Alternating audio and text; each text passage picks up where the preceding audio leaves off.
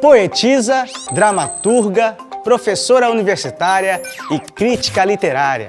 É membro da Academia Mato Grossense de Letras e há anos se dedica ao fortalecimento da cultura de Cuiabá e Mato Grosso. No Palavra Literária de hoje, Marília Beatriz Figueiredo Leite.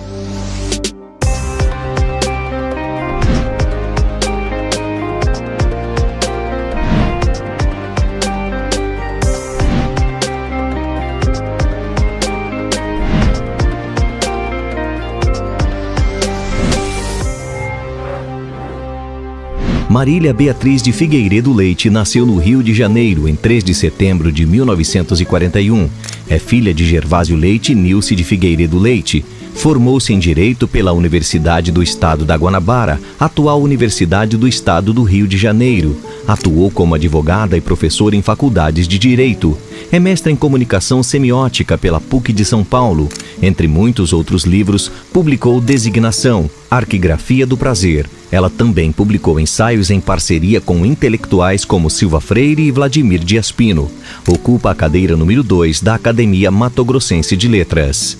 Recebendo aqui no Palavra Literária, Marília Beatriz Figueiredo Leite. Marília, muito obrigado por aceitar nosso convite, por sentar aqui nesse estúdio e contar um pouco da tua história, enquanto essa mulher maravilhosa que é, e principalmente enquanto escritora, crítica literária. Bem-vinda. Muito obrigada, eu tenho um prazer muito grande porque eu estou sabendo da repercussão do programa. Então ainda mais aqui no espaço desta cidade, que a gente tem pouca saída para falar de cultura e de letras. Muito obrigada, Raul, muito obrigada à produção. Bom, eu queria começar perguntando sobre o que te influenciou, ou como a sua atuação enquanto você fez mestrado, você foi professora acadêmica, de que forma isso contribuiu para a sua produção? Eu comecei quando eu vi meu pai escrevendo. Comecei quando eu vi minha mãe me levando para ver concertos no Rio, para ver shows, para ver ópera. E aí eu voltava para casa e ela me dizia: o que você achou? Você tem que escrever. E aí eu comecei a escrever. E depois, quando eu já estava no Colégio Notre Dame, no Rio de Janeiro, uma professora falou: olha, Marília, você vai fazer uma redação. Tem um concurso na Rádio MEC, que era a Rádio Ministério da Educação e Cultura, e você pode concorrer. E eu escrevi um conto e eu ganhei o prêmio com esse conto pequeno. E a partir daí eu achei que eu devia ser alguma coisa. E de repente eu conheci a filha do Dias Gomes, que é uma grande poeta chamada Denise Emmer. E ela me apresentou uma das maiores poetas brasileiras, que é Olga Savari, para quem eu comecei a escrever e verifiquei.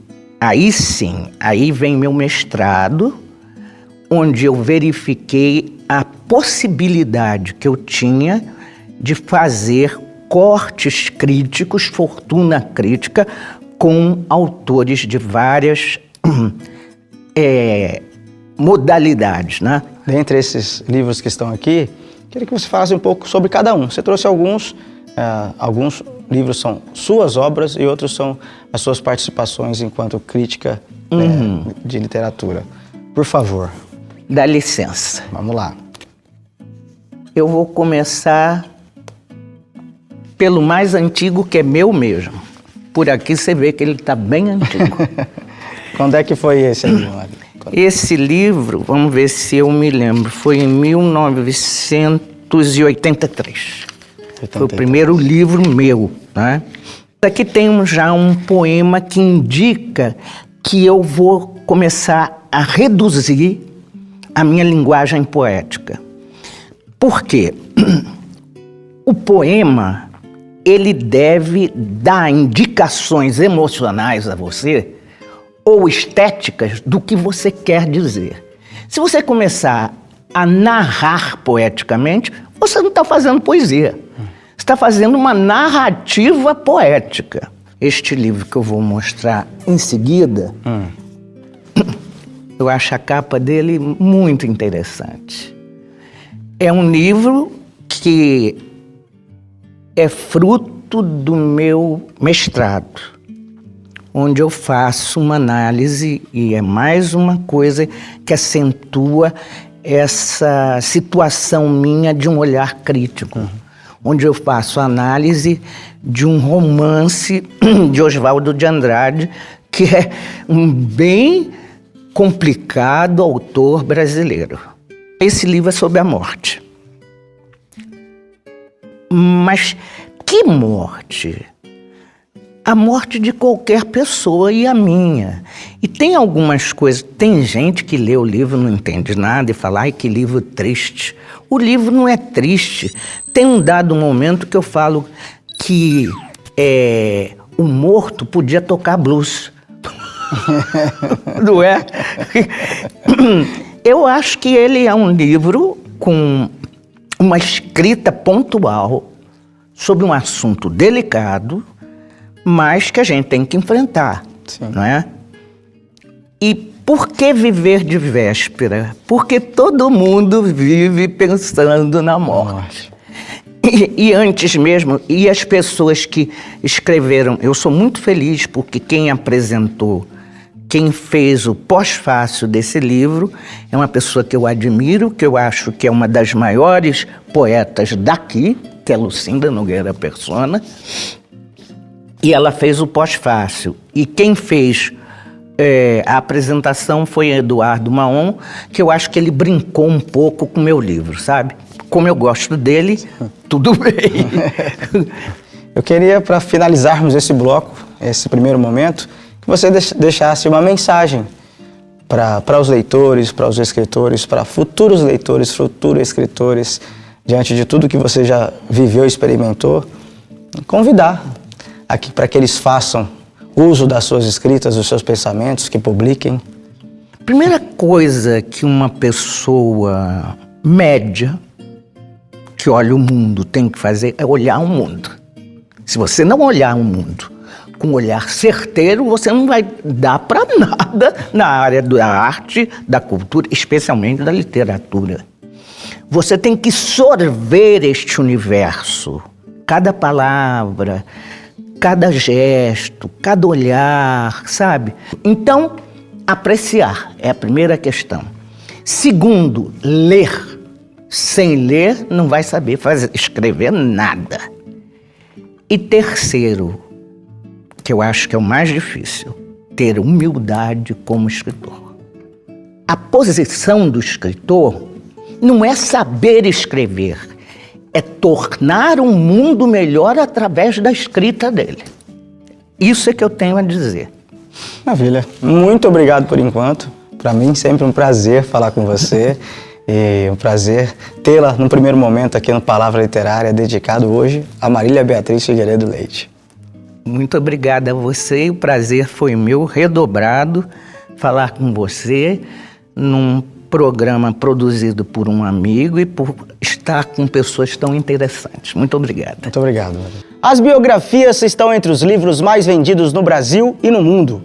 Por terem espaços garantidos entre o público, costumam ser muito adaptadas ao cinema. É o caso de Infiltrado na Clã. A adaptação para as telonas rendeu a Spike Lee o Oscar de melhor diretor.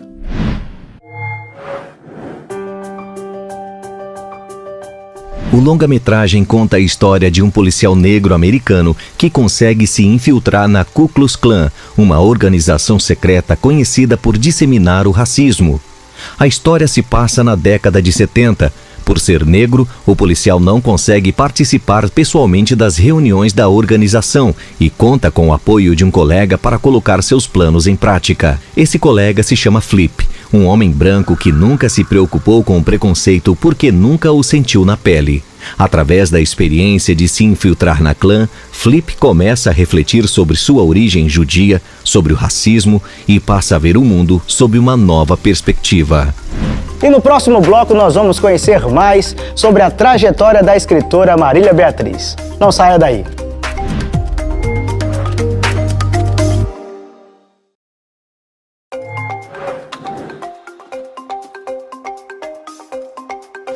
No quadro Palavra Cênica de hoje, nós convidamos o escritor e multiartista Caio Augusto Ribeiro para fazer a leitura de um poema da escritora Marília Beatriz.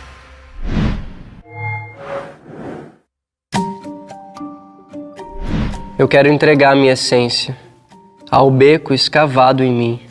O cortejo é um berço e no fim uma caixa. Entre o berço e as caixas, um amplo salão de máscaras. O quartinho de uns guardados misteriosos, a vala com alguns rasgados pedaços de papel. O rio serpente de mim, a cor do ventre do mundo, escolho durante um certo tempo o baile e vou abraçando e desabraçando. A impressão é sempre o fantasma que eu vou deixando por trás de tudo. Nunca sei se acerto ou se erro, mas sempre sei que é sempre instante e importante. Muitas vezes resvalei em pingos de luz e me abstive deles, por medo ou por força. Muitas vezes me emprenhei em alguém e jamais fiz jejum qualquer de quem quer que fosse. A vontade, esta volição universal de me impulsionar, não por fora, que por fora é só o que me vem, mas por dentro, que por dentro, este sabor de divisar, de empregar, de qualificar. Esta qualificação coerente ou incoerente não me importa a marca de nada. Mas tenho que ser ferrada e é a vida que me ferra. Dizem que eu também fujo e devem estar certos. Mas me ocorre perguntar se fugir é procurar conciliar a aparência? Se fugir é guardar o cofre cheio de borboletas que poucos conhecem em mim? Se fugir é não me empenhar com superfície, se fugir é não querer a essência, a felicidade inconstante fuga de mim mesmo. Não me importa o sinal, mas eu vou fazendo marcas. Bato um prego em você, homem, e você me escapa. Ponho amarras em você, mulher, e você escorrega e foge. E quando os meus presos começam a correr, eu sinto que de todas as gaiolas do mundo se desprendem os meus passarinhos. Meu sorriso, meu irmão, minha água luz do dia, minha pena sentindo de chão. A convidada deste Palavra Literária de hoje tem muita história para contar. Marília Beatriz é, além de tudo, uma entusiasta da cultura de Mato Grosso. E nos contou um pouco mais sobre suas influências e as experiências que a trouxeram até aqui. Continuando, agora na Biblioteca Pública Estadual Estevão de Mendonça com Marília Beatriz Figueiredo Leite. Marília, minha amiga, por que a Biblioteca Estadual Estevão de Mendonça para esse bate-papo? Porque representa muito na minha vida. Eu tive muita influência aqui, eu digo que eu sou adotada pela biblioteca e, sobretudo, tem uma coisa fundamental. Meu pai foi diretor daqui, Estevão de Mendonça era amigo da minha família, como Rubens, o pai, o filho dele, e eu me sinto, então, na minha casa. E eu estudei aqui, quando aqui chamava Escola Modelo Barão de Melgaço. Marília, já falamos um pouco da sua ligação com a biblioteca, por que de estarmos aqui nesse bate-papo. Eu só queria que você contasse um pouco das suas experiências, vivências, não só na literatura. Atriz, diretora de teatro, cinema, rádio, por favor. Essa história da rádio é muito emocionante. Eu fiz rádio aqui em Cuiabá, um programa chamado Falando de Cinema, na Rádio Cultura, e foi uma emoção muito grande durante muito tempo. Aqui tinha 3 cinemas, Bandeirantes, Cine Teatro e Tropical. E eu ia em todos e sempre quando eu passava, ia ver os filmes do Cine Teatro, eu falava no dia seguinte na rádio: olha, vocês não vão assistir porque tem que levar uma toalha para torcer porque cai sangue. Aí o dono do cinema ia lá falar comigo: a senhora não fala assim, mas tenho que falar. Eu acho que uma outra grande experiência que eu tive aqui foi montar a peça que o menino falou o poema, o Caio falou o poema Baseado hoje. no poema. Exatamente. Tinha Luiz Carlos Ribeiro, Carlinhos. Muita Exatamente. gente boa. Claudete Jaldi, tem uma turma grande ali.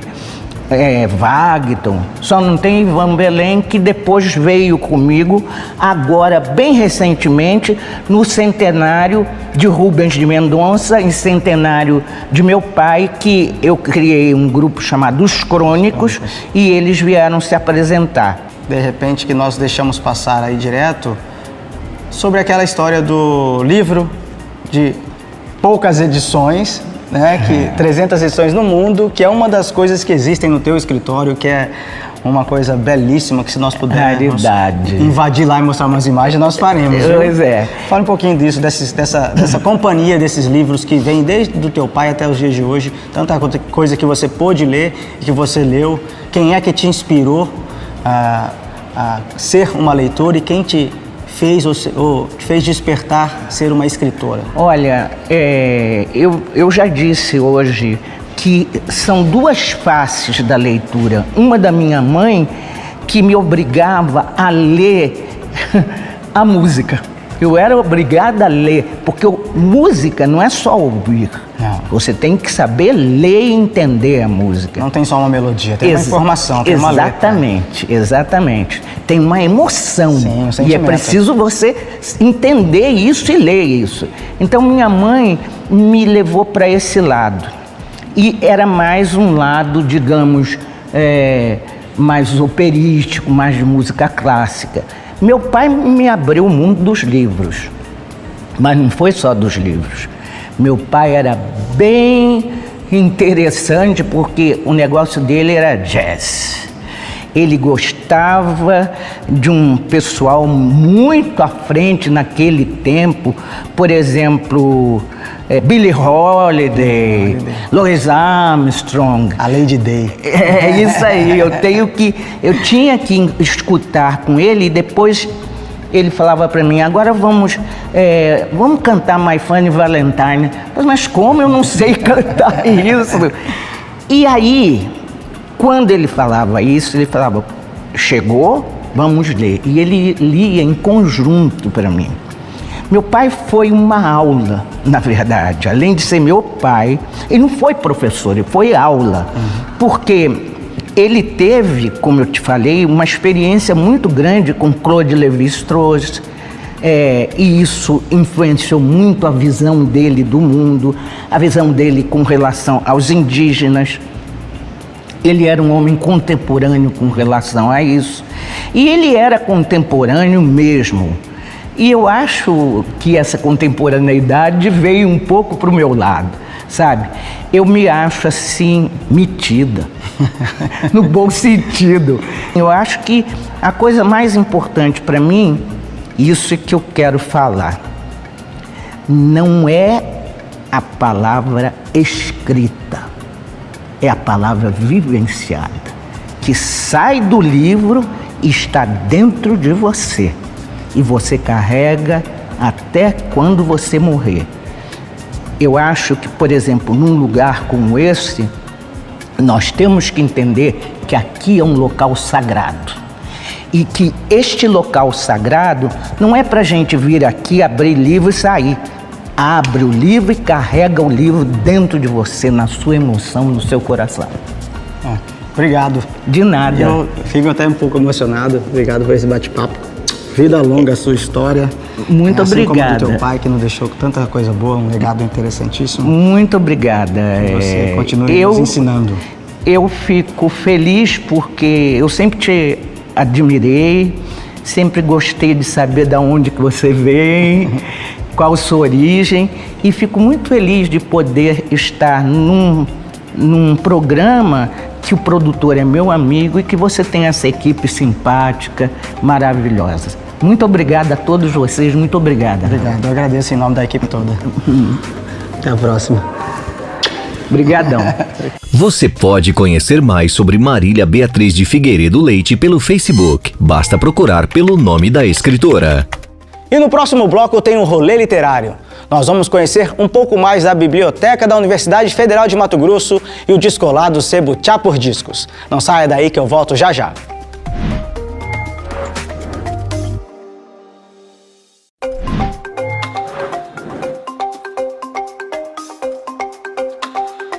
Marília Beatriz tomou posse na cadeira de número 2 da Academia Mato Grossense de Letras.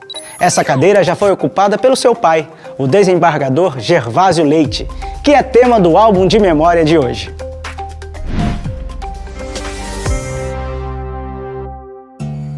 Gervásio Leite nasceu em Cuiabá, em 1916. Em 1938, diplomou-se pela Faculdade de Direito da Universidade do Rio de Janeiro.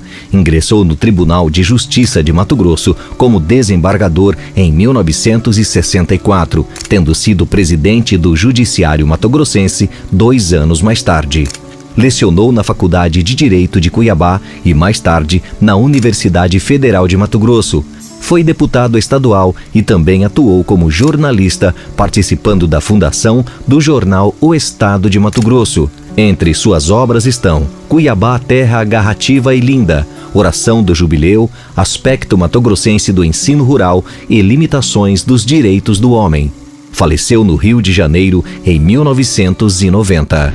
Teses, dissertações, monografias, livros técnicos e muita literatura.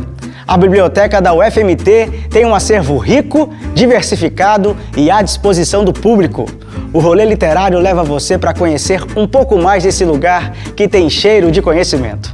Confere aí.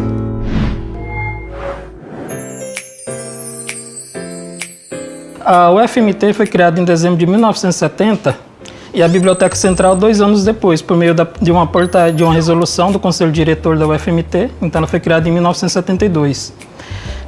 Sim, no começo, né, a biblioteca já tinha um caráter, além de atender aos cursos de graduação, também de atender a comunidade. Então ela tinha esse caráter já desde 1972, de atender a comunidade para suas atividades de ensino e pesquisa, né, estudo em geral. Nosso acervo atualmente, o acervo da Biblioteca Central, compreende mais de 230 mil obras, das quais, assim, tratando-se de literatura, obras literárias mesmo, os materiais literários, romances, ficção, poesia, já ultrapassam 20 mil obras, né? Então, o aluno, pesquisador, o visitante que vem ao UFMT pode vir à Biblioteca Central, que, como o professor Paulo Sperry já disse em outras ocasiões, é a porta de entrada da UFMT, né? O cartão de visita da UFMT é a Biblioteca Central. E o visitante também da comunidade pode vir, acessar essas obras, consultar, conhecer e, assim como toda a estrutura da UFMT, né, ele pode também usufruir dessa estrutura aqui magnífica que é a Biblioteca Central. Dentro dessa estrutura, o aluno pode utilizar os computadores aqui do saguão que estão disponíveis para uso sem restrições, né, sites, comunidades, sites de estudo, vídeo, estão liberados aqui. Então tem esses computadores. Tem um laboratório que é para uso específico da comunidade acadêmica para as capacitações que são ministradas na biblioteca. E tem também nos pisos, temos computadores disponíveis para que os alunos possam fazer consultas do catálogo eletrônico. Além disso, o usuário também ele pode utilizar as cabines de estudo, ele pode acessar os espaços e se requerer a coordenação para algum tratamento, né, para fazer alguma apresentação, para ter as cabines fechadas para ele poder ter um atendimento diferenciado. Amantes do disco de vinil têm o lugar certo para compartilhar essa paixão. É o sebo Tchá por Discos, que contém mais de 5 mil discos no seu acervo, além de CDs, DVDs, fitas e, claro, livros, muitos livros. Confere aí. A gente começou em 2016, para 17, a gente já era amigos, acabamos nos aproximando e ela tinha uma parte de discos, né, que era a coleção da família dela e tal, um pouco que ela tinha. Eu tinha uma coleção de discos herdada pelo meu pai, um pouco eu fui comprando aos poucos. E a gente acabou se apaixonando e veio a ideia de montar um sebo, né, juntar tudo. Montamos inicialmente o sebo de discos, que trabalhasse de forma itinerante, saindo pelos bares ou pelos eventos da cidade para poder estar oferecendo esse tipo de alternativa para os colecionadores, né? E aos poucos foram sendo agregado outras coisas, né? Os brinquedos antigos, algumas coisas relacionadas à antiguidade, referente ao audiovisual também, CDs, DVDs, e agora, recentemente, a gente incluiu no nosso menu um pouco de livros. Esse poder ter acesso aos livros vai dar pro público assim, que curte música mais informações, porque nós pegamos uma vertente de músicas, de livros de literatura relacionada a músicas, a artistas, né? E outro ponto dos livros de música é que, querendo ou não, você vai juntar a história, né? Tem muita informação que a gente não sabe. Por que aquela música foi censurada? Por que esse disco tem tal valor? Ou por que esse foi o ápice do artista, né? Como que ele chegou? Ou qual foi o caminho dele? Isso é muito importante. E o livro, ele dá isso para a pessoa ter mais uma intimidade com o artista que ele é fã. Esse trabalho que a gente faz, vamos dizer assim, envolve um sentimento, porque envolve um passado com um presente, gera um futuro melhor ainda, né? E a cultura do sebo, eu acho, assim, acredito que todo mundo tem que valorizar, porque querendo ou não, é uma cultura que busca, assim, remete-se a um passado, a um sentimento antigo, mas que é um sentimento mais real, não um sentimento virtual, vamos dizer assim. E aí você vai criando um afeto, tanto é que começou com um disco, mas hoje nós nunca imaginávamos ter os livros, mas a gente viu a necessidade da pessoa querer algo a mais, né? Então, gente, vamos nos sebinhos, valorizem os sebos da cidade, dão apoio pra gente, não é coisa, assim, é usado, mas não é não é que é qualquer coisa, mas tem um valor, uma história nisso que a gente faz, né? E os sebos mudaram muito, não é um lugar mais, assim, o pessoal pensa que é um lugar fechado, tudo. Não, é uma coisa alegre, que você conta intimidade, você sabe da vida da pessoa, né? A pessoa te dá uma liberdade, cria uma intimidade. Nisso a gente já criou muitas amizades, assim, que a gente já até saiu com as pessoas, entendeu? Então o sebo tem uma coisa mais intimista. Você sabia que os escritores Hilda Hilst e Ricardo Guilherme Dick chegaram a trocar cartas e se encontrar pessoalmente?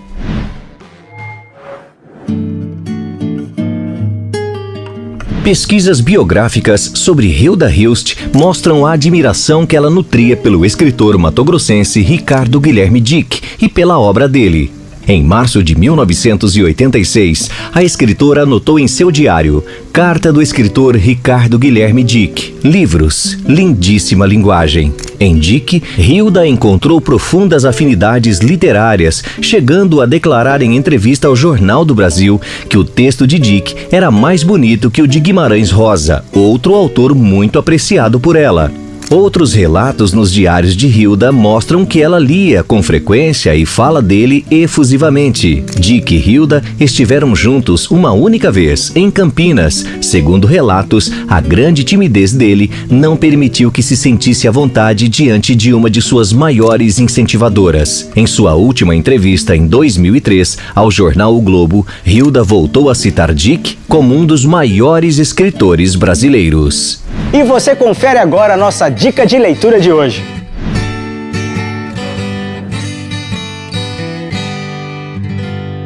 A dica de leitura que eu trago hoje para vocês é Liu Arruda, Passagem de um Bufão, é um livro do Ivan Belém. Esse livro também é a tese de doutorado do Ivan e ele conta um pouco da trajetória do Grupo Gambiarra. O Grupo Gambiarra foi o primeiro grupo de teatro de rua de Cuiabá e a passagem do Liu Arruda por esse grupo.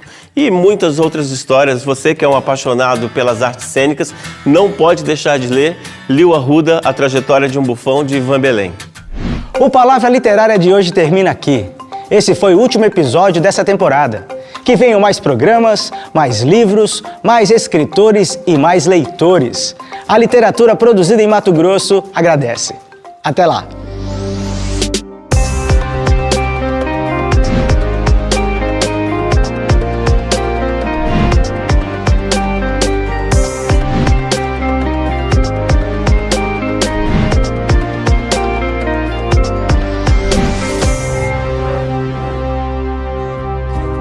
Assembleia Legislativa. Perto de você, para a mudança acontecer.